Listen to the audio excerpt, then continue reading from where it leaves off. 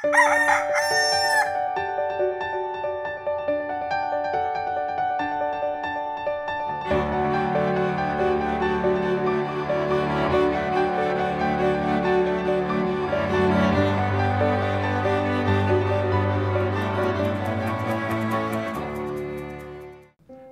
umaga po sa inyong lahat. Heto na naman ang kape at pandasal. Ako po si Cardinal Chito Tagle ng Manila. Pagdasalan po natin, sumuko ka sa Diyos. Ayaw na ayaw nating sumuko.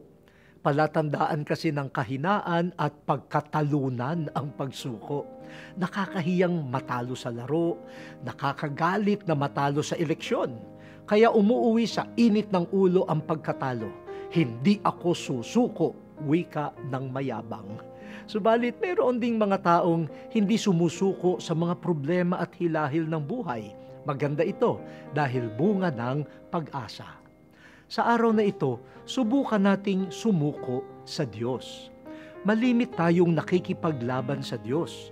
Iginigiit ang ating plano at kagustuhan kahit pinahihiwatig na ng Diyos na iba ang kanyang panukala. Ang pagsuko sa Diyos ay hindi pagkatalo o kawalan ng pag-asa. Sa halip, ito ay pagpapakumbaba at pagkilala na ang buhay natin ay may pakay lamang kung tumutupad sa plano ng Diyos. Huwag mahiyang sumuko basta sa Diyos. Kaya sabihin natin, O Ama, isinusuko ko ang aking kalooban sa kalooban mo. Amen.